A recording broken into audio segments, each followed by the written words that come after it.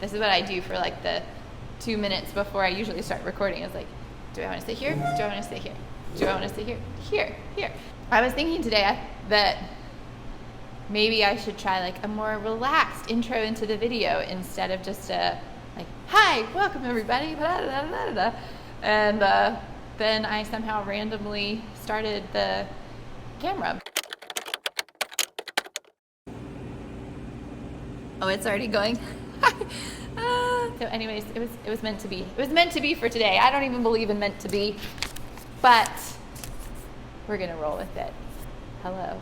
Hi everyone. It is a gloomy June day here in Greensboro, North Carolina. I'm honestly super bummed because this is like summer solstice week. It's the peak of the sunshine, which is my favorite time of year, and it's been gray and rainy, and now it's cold and gloomy.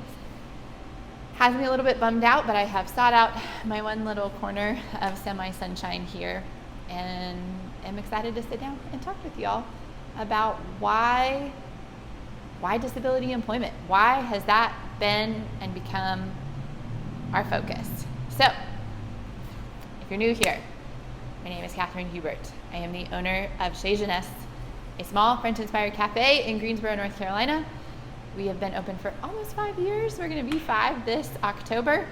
It's honestly been a crazy whirlwind of a 5-year stretch. So I'm excited to still be here, to still be in business, and to see our team grow, learn, and take the mission and the goals that we have and stretch them further and further into our community.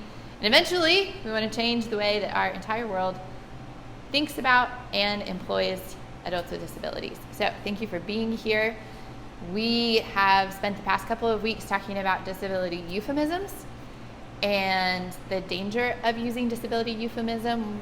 What's our mindset and beliefs behind the words and the phrases that we use and we speak. And then last week, we talked about how to talk about disability to someone with a disability. What are some general practices and frameworks that we can utilize when seeking to have conversations about disability with other disabled humans? Today we're going to spend some time focusing on why our focus is what it is. Why has disability employment been the mantle that we have picked up? So if you've tuned in for some of our previous videos, or you know a little bit about me or my story or the restaurant and its story, then you already may know the answer to some of this. But in terms of diversity and equity inclusion work, there are several different areas of focus. Racial equity has been at the more forefront of that push, and very rightfully so. So I'm not going to speak into that much in terms of this conversation today. I will say that I have learned so much about disability education and advocacy work by learning more about racial equity, diversity, and inclusion work. So we'll touch on that more in future videos because I do want to give credit where credit is due and to share about some of the threads and elements that I have seen carry over across multiple areas of inclusion and diversity work. There's also, as we get deeper and deeper into our work around disability employment, there are ways that racial injustice can and do impact the disability world and community as well. And you see that in multiple areas of life where minorities can be stacked and you're experiencing multiple injustices and systems that have been constructed against groups within one individual. And we have seen and experienced that within our work. All that to say, we'll uncover and talk about those crossovers more in future videos, but I wanted to at least acknowledge it in this one because it does play into like why is our focus what our focus is. A lot of that comes down to personal reasons. For me, I have family members with autism. I have 3 cousins with autism. They're pictured here, Zachary, Tyler, and Tate. They've been a big part of my life, my story, my understanding of autism, my early introduction to being in relationship with other humans who have disabilities, and that, I think, took away a lot of the uncertainty or anxiety that I might have felt if I hadn't been introduced to other disabilities at such an early age. I learned a lot about nonverbal communication from my cousins. I learned a lot about listening and paying attention to other cues, to being sensitive to another person and the way that they perceive the world, learning about how a world or a situation can be perceived and felt in a lot of different ways. There's so much that my cousins have taught me over the years and things that I'm really grateful for. Plus, they're all just super fun, cool people to be around. So I really just genuinely also enjoy my time that I get to spend with my cousins and always have. And so that, I think, informed a lot of the ways that I walk through the world and interpret or see things. And I remember actually taking a trip in high school to Ecuador, and I went one of the days to an orphanage, and it was specifically geared towards children with disabilities, and I got to work pretty closely with one girl in particular while I was there. And that experience just deeply, I think, touched and impacted my life. But I remember even afterwards someone else in our group asking me, like, do you think that you would ever work with people with disabilities? And like, did not miss a beat, but also had never really considered that as a career path for myself, but truly was just like, oh yes. Like, no hesitation, no doubt. Like, I think it was one of those things that almost surprised me that it came out, because it wasn't something that I had given a lot of conscious thought to. It was just like, yes. And so I think that just is something that's been inside of me, and I've gotten to explore in different ways. I've worked with the Autism Society of North Carolina. I worked in Guilford County School Systems in a classroom for students with autism for a couple of years. So there has been a lot of like work life that has circled around autism in particular, but within the disability world and realm. And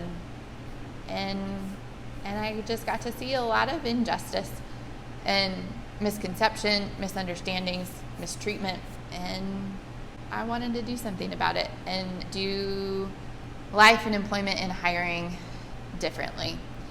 And so the restaurant industry is my industry. That's the thing that I know. It's the thing that I'm passionate about. I also think that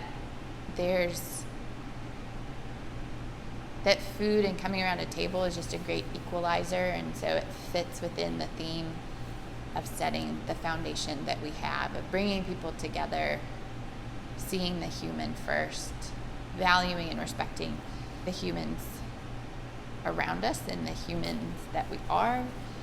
And I wanted to merge that with this work of employment equality for people with disabilities and giving people a chance when still, so far to this date, a lot of employers don't.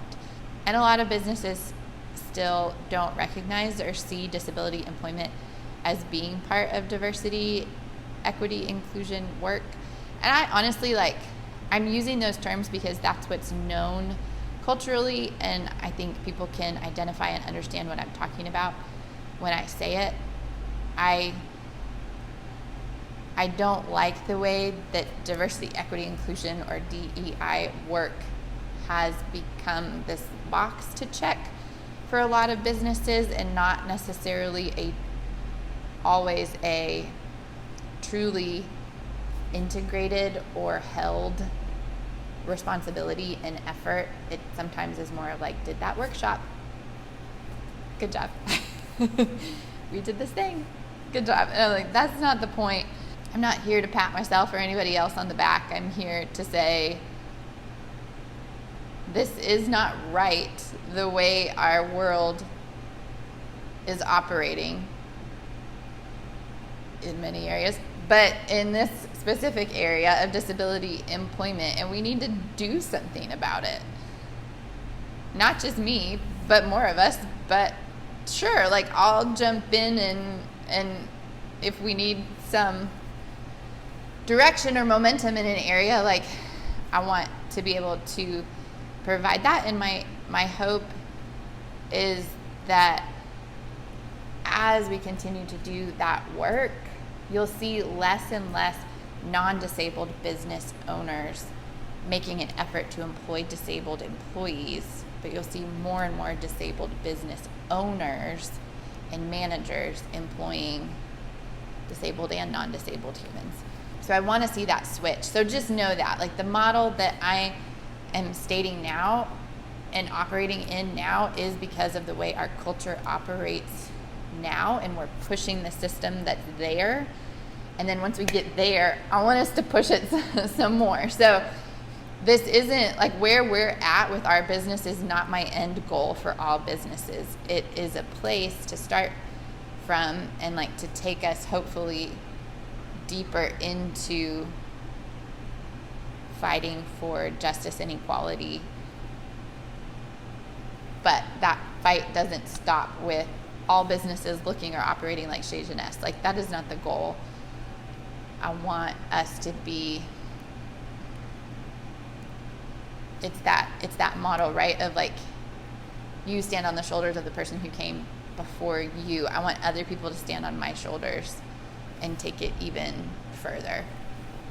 I want my team to be able to do that. Like, I want the people that work with me and for me that I have hired to get to a place where they're standing on my shoulders and they're doing this work and taking it past where I could. So, why disability employment? Because it matters. Because it matters. And because I am passionate about it, and it's an area that I could and wanted and was able to step into. And so I'm doing it. That does not mean that it is easy work, because not only are we pioneering something that a lot of other businesses have not done, at least in the way that we are operating, running a freaking restaurant, which is also just hard work, and we are pushing against our own bias, the bias that surrounds us. So there's a lot of emotional energy and labor that goes into the work that we're doing as well, because in order to create change externally, it starts with creating change internally, and that can be a painful and a hard and a messy process. Some days it's harder and messier and more painful than others. Sometimes it comes from other people pointing out things that are inward and then having to address and work on those things. So, all that to say, it's an honor to be here. It's not always easy to be here, but I'm so grateful and so excited for what the past 5 years have held, for what the next 5 years will hold. Hopefully the next 5 years will not hold a pandemic. That would be helpful in many ways. We're here. We're resilient, and we're here because you have supported us. So, thank you. If you have questions, comments, please leave them below. If you like us and you like our content and you want us to eventually get paid for it, hit the subscribe button. That'd be great. And that's it. I'm going to go return my phone calls. Have a great day.